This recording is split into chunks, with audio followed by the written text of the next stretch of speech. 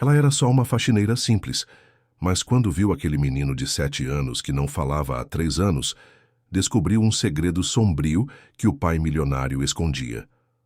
O que ela fez em seguida mudou tudo para sempre.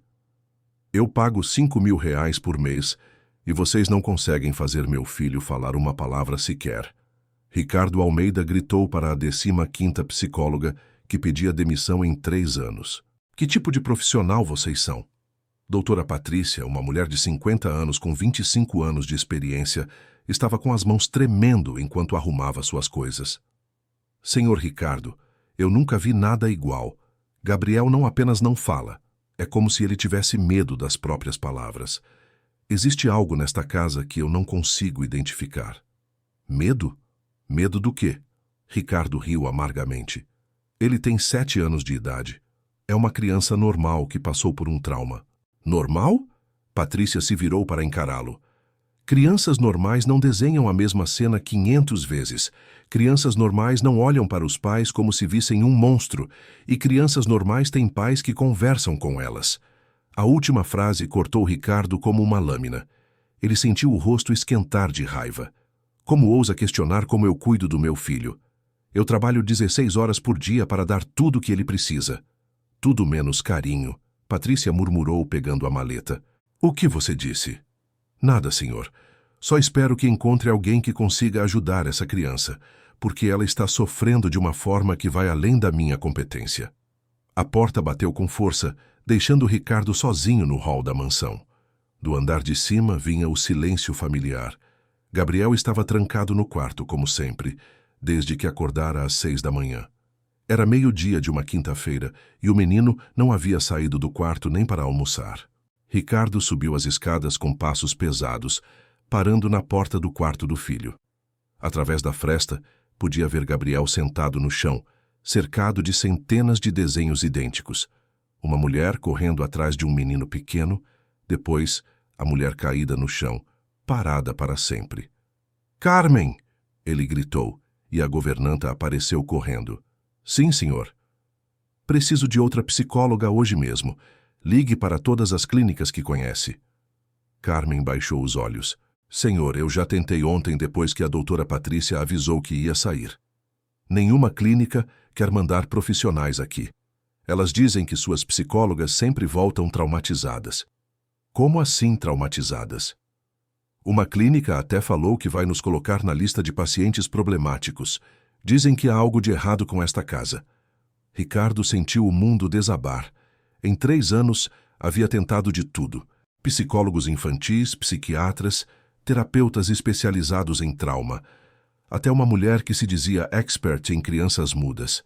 Todas fugiram como se a casa estivesse amaldiçoada. «E agora o que eu faço?» «Tem uma moça na porta querendo falar com o senhor sobre emprego», Carmen disse hesitante. «Psicóloga?» «Não, senhor. Faxineira. Mas ela disse que tem experiência com crianças especiais.» Ricardo olhou para Carmen como se ela tivesse enlouquecido. «Carmen, a casa já está limpa. Eu preciso de alguém que faça meu filho voltar a falar.» «Eu sei, mas ela insistiu muito. E do jeito que as coisas estão...» Do andar de cima veio um barulho surdo. Algo havia caído. Gabriel havia derrubado algo novamente, como fazia quando ficava agitado. Marcos passou as mãos pelo cabelo, sentindo que ia enlouquecer. «Tá bom. Manda ela entrar, mas não prometo nada.» Lúcia Santos entrou na sala como se não tivesse medo de nada. 45 anos, cabelos grisalhos presos em coque, blusa branca simples e calça social preta. Não parecia intimidada pela mansão luxuosa, nem pelo clima pesado que pairava sobre a casa. «Boa tarde, senhor Ricardo», ela disse estendendo a mão. «Meu nome é Lúcia Santos. Lúcia, vou ser direto. Não preciso de faxineira, preciso de alguém que faça meu filho voltar a falar. Eu ouvi sobre Gabriel lá fora. Deve ser muito difícil para toda a família.» «Difícil?» Ricardo quase gritou. «Eu não durmo direito há 3 anos. Já perdi contratos importantes porque chego nas reuniões parecendo um zumbi. 15 psicólogas desistiram dele.» Lúcia manteve a voz calma. «E o que os médicos disseram?» «Que não há nada fisicamente errado com ele.» trauma psicológico severo, mas sem danos neurológicos. Gabriel simplesmente se recusa a falar. Posso ver ele? Para quê? Você não é psicóloga. Não, mas já cuidei de uma criança que também parou de falar depois de um trauma. Quando? Minha própria filha. Ela parou de falar aos 5 anos quando descobriu que tinha câncer. Ficou muda por 8 meses. Havia algo na voz de Lúcia que fez Ricardo parar de questionar. E ela voltou a falar? Voltou, quando entendeu que o silêncio não ia fazer a dor desaparecer. Tá bom, mas só para olhar. Subiram juntos, o silêncio ficando mais pesado a cada degrau. O quarto de Gabriel era um contraste assustador. Móveis caríssimos, brinquedos importados, tudo perfeito. E no meio de tanto luxo, um menino pequeno sentado no chão, desenhando compulsivamente a mesma cena terrível. Lúcia se aproximou devagar. Gabriel estava com o rosto pálido, os bracinhos magros concentrados no desenho. Tinha olheiras profundas para uma criança de 7 anos, como se não dormisse direito há muito tempo. Há quanto tempo ele desenha a mesma coisa? Lúcia perguntou. Desde que Marina morreu. Todos os dias, centenas de vezes. Lúcia ficou observando Gabriel em silêncio. Não tentou falar com ele.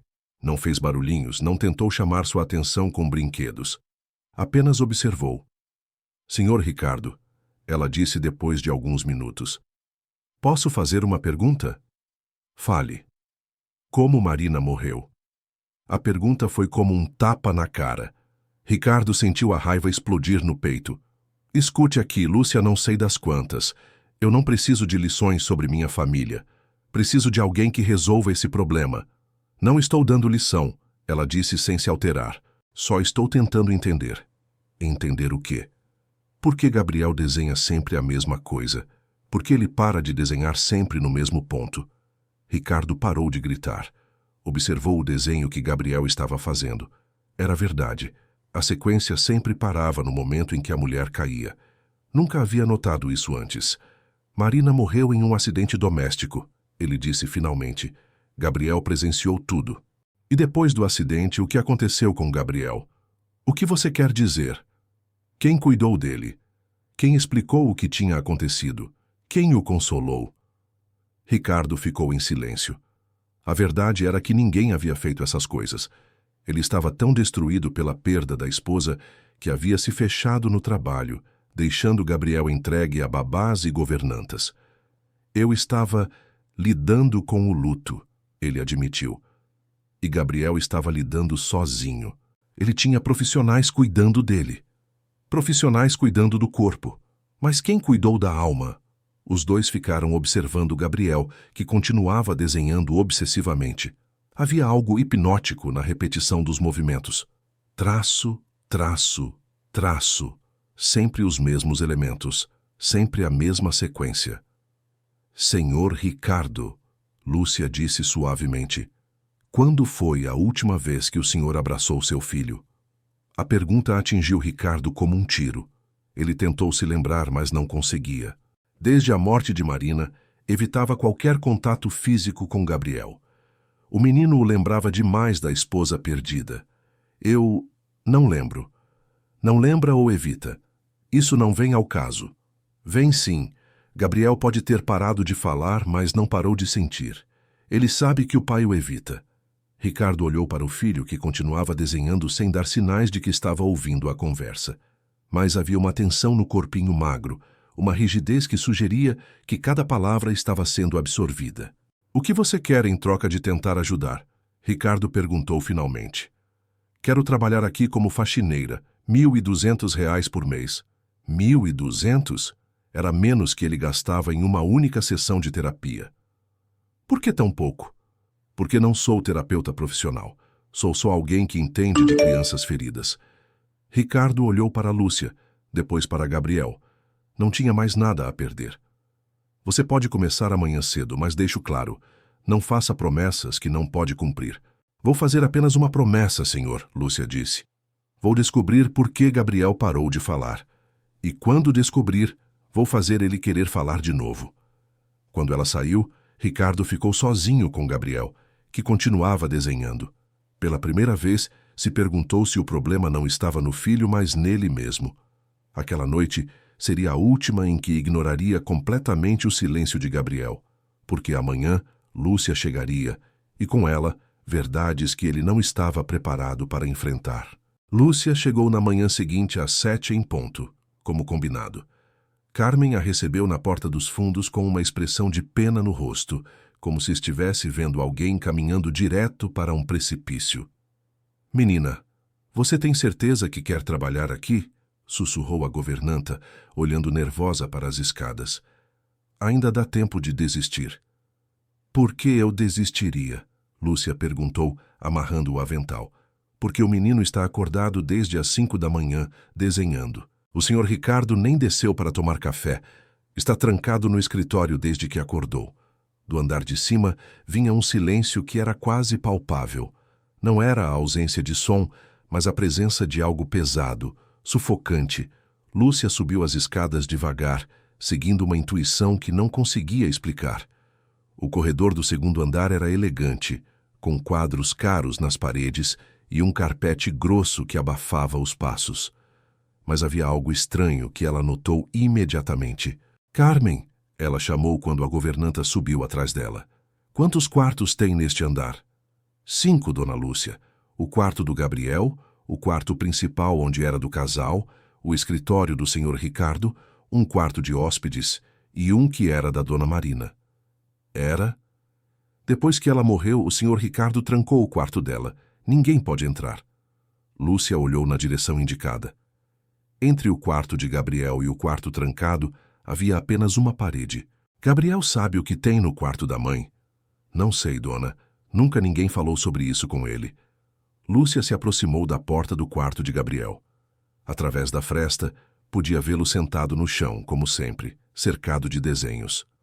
Mas, desta vez, ela prestou atenção em algo que ninguém havia notado antes.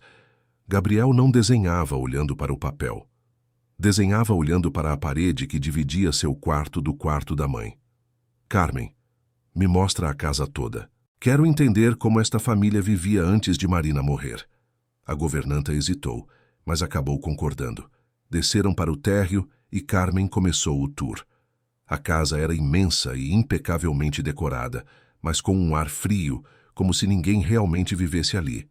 "Onde vocês faziam as refeições quando Dona Marina era viva?" Lúcia perguntou. "Na sala de jantar sempre. Ela fazia questão de que fossem momentos em família." "E agora?" "O senhor Ricardo come no escritório quando come. Gabriel come no quarto." Lúcia foi até a sala de jantar. A mesa de mogno para 8 pessoas estava impecável, como se nunca tivesse sido usada. Mas em cima do aparador havia marcas circulares na madeira, como se alguém tivesse removido objetos que ficavam ali sempre. "O que tinha aqui em cima?" ela perguntou, passando o dedo nas marcas. Carmen baixou os olhos. "Fotos da família. O senhor Ricardo mandou guardar tudo depois que Dona Marina morreu." "Guardar onde?" "No quarto que era dela. Ele trancou a porta e proibiu qualquer um de entrar." Lúcia sentiu um aperto no peito. "Ele removeu todas as lembranças de Marina da casa?" "Todas. Fotos, roupas, perfumes, livros. Disse que não queria lembranças dolorosas pela casa." "E isso aconteceu quando?" "Logo depois do funeral, na primeira semana." Lúcia subiu novamente para o segundo andar, desta vez prestando atenção em detalhes que havia perdido antes. As paredes do corredor tinham marcas retangulares mais claras, como se quadros tivessem sido removidos. No final do corredor havia uma porta com uma fechadura diferente das outras, mais nova, mais reforçada. "Aquele é o quarto da Dona Marina?" ela perguntou. "Era o quarto principal do casal, agora está fechado há 3 anos. Lúcia se aproximou da porta e encostou o ouvido. Do outro lado vinha um silêncio sepulcral, como se o cômodo estivesse morto. Mas o que mais chamava sua atenção era a posição. O quarto ficava exatamente ao lado do quarto de Gabriel. "Carmen, posso te fazer uma pergunta muito pessoal?" A governanta ficou tensa. "Depende da pergunta." "Como Marina morreu exatamente?" Carmen olhou ao redor, certificando-se de que Ricardo não estava por perto. Foi numa tarde de chuva. Gabriel havia quebrado um vaso antigo na sala. Era uma peça que Dona Marina herdou da avó, muito valiosa. E então, Dona Marina ficou muito brava. Coisa rara porque ela era muito paciente com o menino. Mas naquele dia, acho que estava estressada por outras coisas. Que outras coisas? O senhor Ricardo e Dona Marina andavam brigando muito naquela época. Problemas na empresa, dívidas, ele chegando tarde em casa e uma situação muito tensa. E Gabriel presenciou essas brigas? Presenciou. E naquela tarde, quando a mãe gritou com ele por causa do vaso, ele saiu correndo da casa na chuva forte. Dona Marina foi atrás dele, desesperada. E então, ela escorregou na escada molhada da área externa, bateu a cabeça nas pedras decorativas e... Carmen não conseguiu terminar. Gabriel viu o acidente? Viu tudo. Quando o senhor Ricardo chegou em casa, encontrou o menino ajoelhado ao lado do corpo da mãe encharcado de chuva, tentando acordá-la. Desde então, nunca mais disse uma palavra. Lúcia voltou para o quarto de Gabriel, onde o menino continuava desenhando. Desta vez ela entrou e se aproximou dos desenhos espalhados pelo chão. Eram centenas, todos idênticos na sequência, mas com pequenas variações nos detalhes. Nos primeiros desenhos, a mulher estava apenas correndo. Nos desenhos do meio, ela estava gritando. Nos últimos havia lágrimas no rosto dela, mas todos paravam no mesmo ponto, o momento da queda. "Gabriel", Lúcia disse suavemente. O menino parou de desenhar e olhou para ela pela primeira vez. Seus olhos eram grandes, escuros, inteligentes e profundamente tristes. "Você sabe quem eu sou?" Gabriel não respondeu, mas acenou levemente com a cabeça. "Sou Lúcia. Vim trabalhar aqui para ajudar sua família." Gabriel pegou um papel novo e começou um desenho diferente. Desta vez desenhou Lúcia, uma mulher com avental sorrindo, e ao lado escreveu com letra infantil: "Tia não tem medo." Lúcia sentiu os olhos se encherem de lágrimas. "Não tenho medo de você, Gabriel, e você não deveria ter medo de falar." Gabriel a olhou intensamente, como se estivesse avaliando se podia confiar nela. Então pegou outro papel e desenhou novamente a sequência familiar, mas desta vez acrescentou algo novo: um homem parado na porta de casa, observando tudo sem se mover. "Esse é seu pai?" Lúcia perguntou. Gabriel assentiu. "Ele estava em casa quando o acidente aconteceu?" Gabriel fez que não com a cabeça, mas apontou para o desenho do homem parado. "Ele chegou depois?" Gabriel assentiu novamente. "E o que ele fez quando viu você e sua mãe?" Gabriel pegou um lápis preto e cobriu completamente a figura do homem, como se ele tivesse desaparecido. Nesse momento, Lúcia entendeu. Gabriel não havia parado de falar por causa do trauma do acidente. Havia parado de falar porque, no momento em que mais precisou do pai, Ricardo havia se fechado na própria dor, deixando o menino completamente sozinho para processar a culpa e o luto. "Gabriel", ela disse suavemente, "você acha que foi culpa sua a mamãe ter se machucado?" Gabriel olhou para ela com olhos cheios de lágrimas e assentiu. "E você acha que seu pai também acha que foi culpa sua?" Desta vez, Gabriel desabou a chorar silenciosamente. Um choro sem som que era mais doloroso que qualquer grito. Lúcia o pegou no colo pela primeira vez e Gabriel não resistiu. Pelo contrário, se agarrou nela como se fosse uma boia de salvação. "Não foi sua culpa, meu anjo", ela sussurrou. "Nunca foi sua culpa." Nesse momento, a porta se abriu bruscamente. Ricardo entrou como um furacão, com os cabelos despenteados e uma expressão furiosa no rosto. "O que está fazendo aqui?" ele gritou. "Por que não está limpando a casa?" "Senhor Ricardo", Lúcia disse calmamente, ainda segurando Gabriel no colo, "estou descobrindo por que seu filho não fala. Já te disse que não há explicação médica." "Não há explicação médica porque o problema não é médico. Como é que é?" "Gabriel não fala porque acha que as palavras têm poder de machucar as pessoas. E acha isso porque na última conversa que teve com a mãe houve gritos e lágrimas. Isso é absurdo." "É? Então me explique por que ele desenha sempre a mesma sequência, mas nunca desenha o que aconteceu depois do acidente." Ricardo ficou pálido. "O que você quer dizer?" "Quero dizer que Gabriel não para de desenhar por causa do trauma do acidente. Ele para de desenhar porque o que aconteceu depois foi pior que o próprio acidente." "Você não sabe do que está falando." Lúcia colocou Gabriel no chão e se aproximou de Ricardo. "Sei sim." Gabriel perdeu a mãe num acidente, mas perdeu o pai por escolha. Você desapareceu quando ele mais precisava de você. O silêncio que se seguiu foi ensurdecedor. Ricardo ficou olhando para o filho, que havia voltado a desenhar, mas agora com movimentos mais agitados. Ele me culpa pela morte da Marina, Ricardo disse finalmente, com a voz quebrada. Não, senhor Ricardo, ele se culpa, e sabe que você também o culpa. Isso não é verdade. Não, então, quando foi a última vez que disse para Gabriel que o ama? Quando foi a última vez que passou um dia inteiro com ele?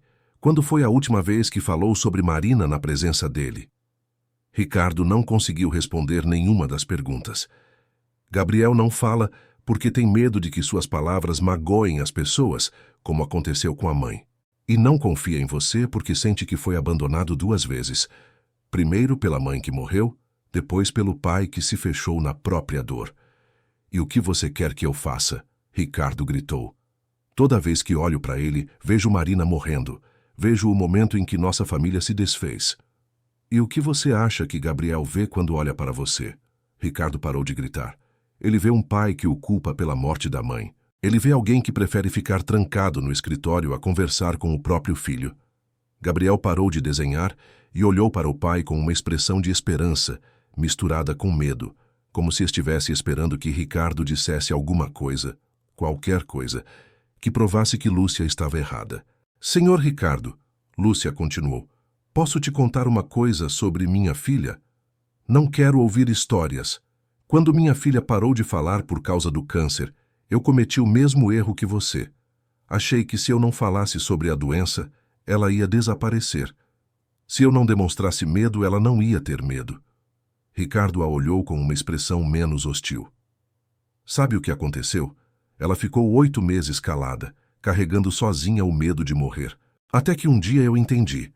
Ela não estava protegendo a si mesma com o silêncio. Estava me protegendo. Protegendo de quê? Da dor de lidar com a realidade, igual Gabriel está fazendo com você. Ricardo olhou para o filho, que havia voltado a desenhar, mas agora os desenhos eram diferentes. Ainda era a mesma sequência, mas desta vez ele havia acrescentado uma nova figura. Um menino sozinho, chorando, enquanto o homem continuava parado na porta sem se mover. Meu Deus, Ricardo murmurou. Ele está desenhando como se sente. Exatamente. E sabe o que mais? Ele não para a sequência no acidente porque é traumático. Ele para porque é o último momento em que se lembra de ter uma família completa. Ricardo se sentou no chão ao lado do filho, pela primeira vez em 3 anos.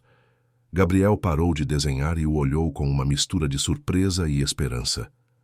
Gabriel, Ricardo disse com a voz embargada, você consegue me ouvir? Gabriel assentiu. Papai precisa te pedir desculpas. Desculpas por ter deixado você sozinho quando mais precisava de mim.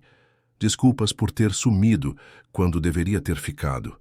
Gabriel continuou olhando para o pai, mas agora havia lágrimas escorrendo pelo seu rosto. E preciso te dizer uma coisa muito importante.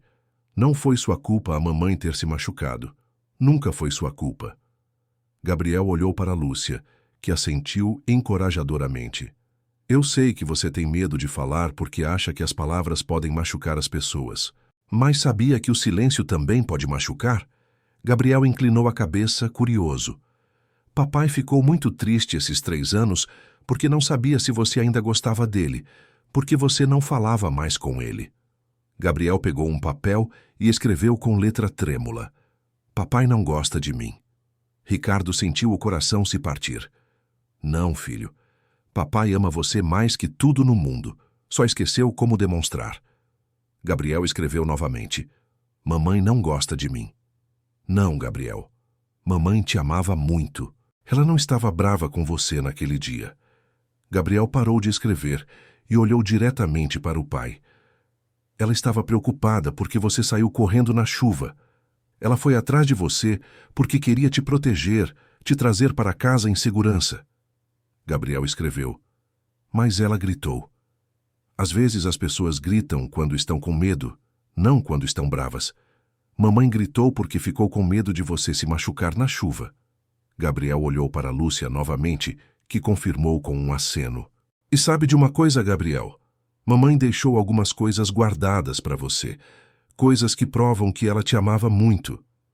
Gabriel arregalou os olhos e olhou para Lúcia. É verdade, ela disse. Seu pai me contou que no quarto da mamãe tem coisas que ela guardou especialmente para você. Gabriel pegou o papel e escreveu. Posso ver? Ricardo olhou para Lúcia, que assentiu. Podemos ver juntos, Ricardo disse. Você, eu e tia Lúcia saíram do quarto e caminharam pelo corredor até a porta trancada. Ricardo tirou a chave do bolso com mãos trementes. Fazia 3 anos que não entrava naquele cômodo. A porta se abriu com um rangido.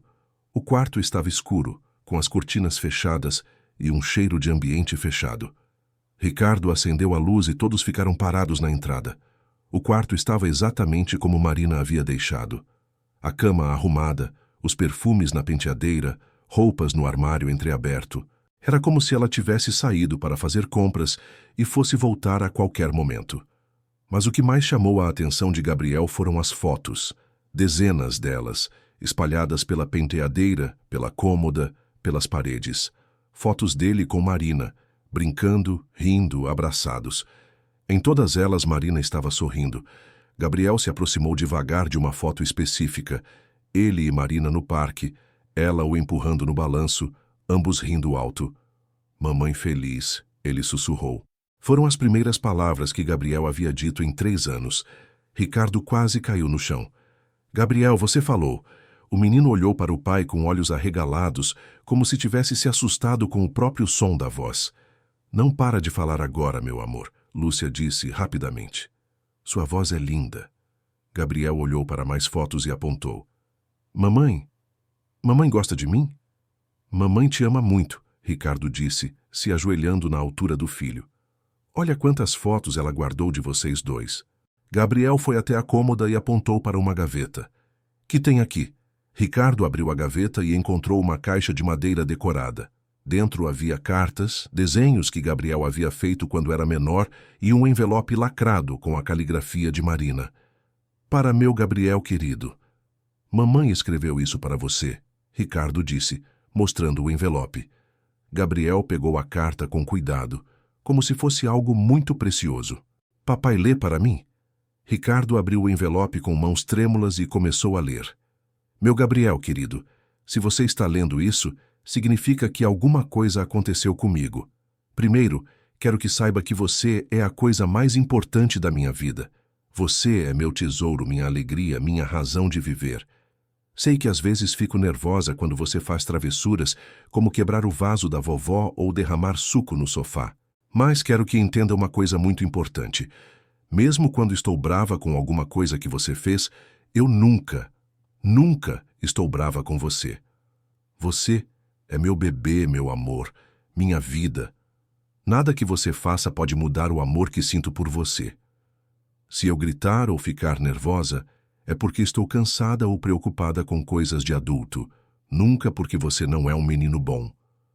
Você é o menino mais doce, mais inteligente e mais lindo do mundo.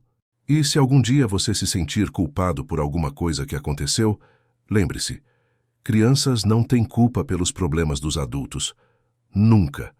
Cuide do papai para mim, está bem? Ele te ama muito, mesmo quando não consegue demonstrar. Às vezes, os adultos ficam perdidos e esquecem de dizer as coisas importantes. Mas o amor está sempre lá, mesmo quando não conseguimos vê-lo.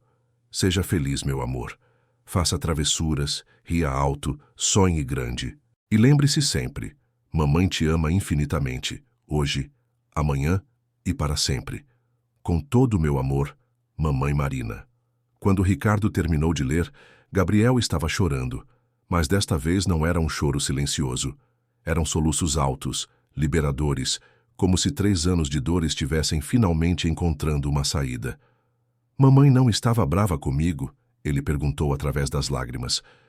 Nunca esteve brava com você, filho, Ricardo disse, abraçando Gabriel pela primeira vez em 3 anos.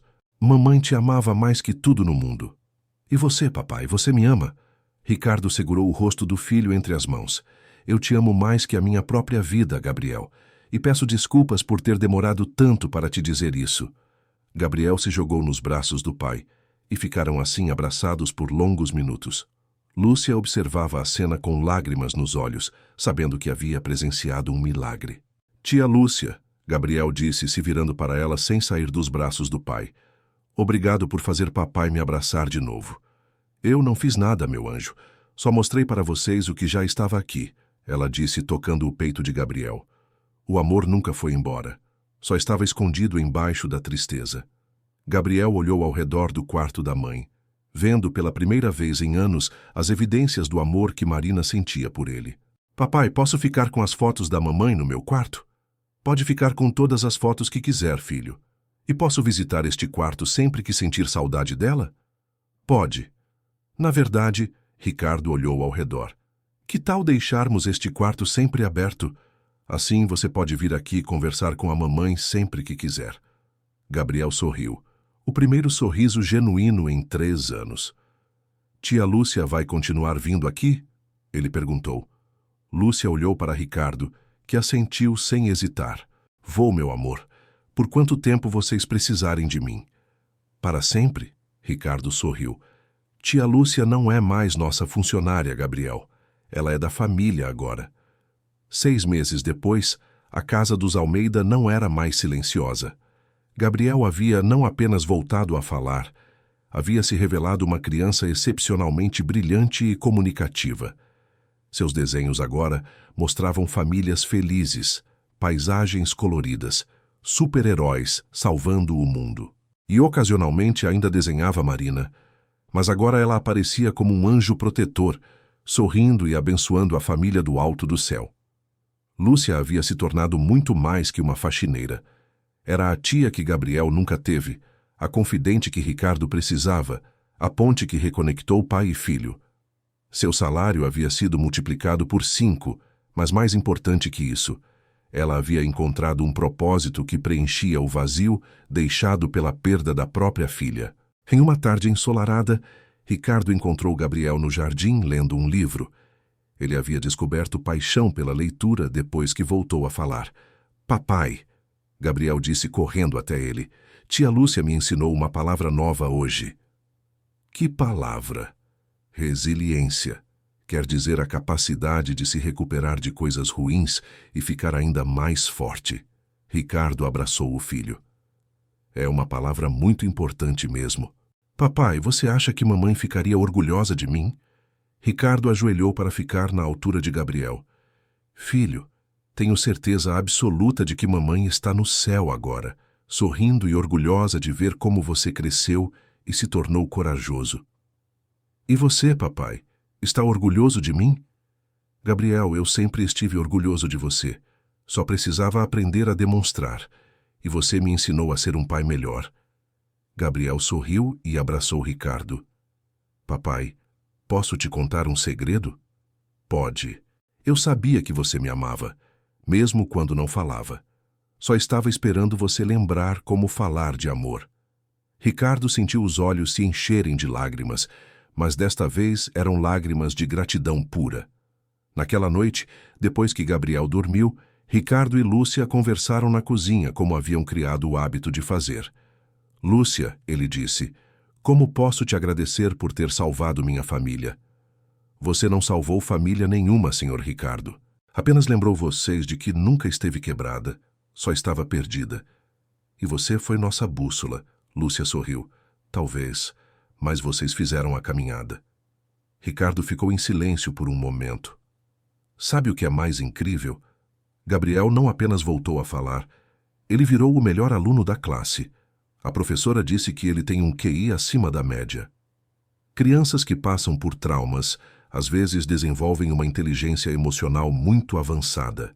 Gabriel aprendeu a observar, a analisar, a entender o que as pessoas sentem sem precisar de palavras.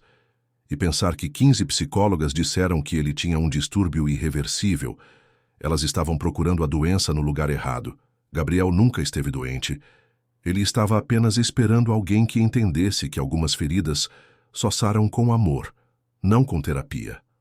Ricardo olhou para a escada que levava ao quarto do filho. Ele me perguntou hoje se pode chamar você de tia Lúcia na escola também. E o que você respondeu? Que ele pode te chamar do que quiser, porque você salvou nossa família. Senhor Ricardo, posso te dizer uma coisa? Sempre pode. E para de me chamar de senhor, somos família. Lúcia sorriu. Quando cheguei aqui, pensei que estava vindo trabalhar para um homem rico que precisava de uma faxineira. Mas, na verdade, vim para casa. Pela primeira vez em 5 anos, desde que minha filha morreu, eu me sinto completa. Gabriel te deu o que você precisava também. Gabriel me devolveu o propósito. Me mostrou que posso ser mãe de novo, mesmo sem ter dado à luz. E você me mostrou que famílias não se constroem apenas com sangue, se constroem com amor e escolha. Ricardo abraçou Lúcia. Obrigado, Lúcia, por tudo. Do andar de cima veio a voz de Gabriel. Boa noite, papai, boa noite, tia Lúcia, amo vocês. Os dois responderam em coro. Também te amamos, meu amor. E pela primeira vez em 3 anos, a casa dos Almeida dormiu em completa paz. Uma família que havia sido quebrada pela dor, reconstruída pelo amor e fortalecida pela compreensão de que, às vezes, os milagres vêm disfarçados de pessoas simples que enxergam o que os especialistas não conseguem ver. A faxineira que ninguém queria havia se tornado a peça mais importante da família. E o menino que todos achavam que nunca mais falaria havia se tornado a prova viva de que o amor verdadeiro pode curar qualquer ferida, por mais profunda que seja. O silêncio havia sido substituído pela música das risadas. A culpa havia dado lugar ao perdão. E a dor havia se transformado na sabedoria de que uma família unida pode superar qualquer tempestade. O milagre estava completo.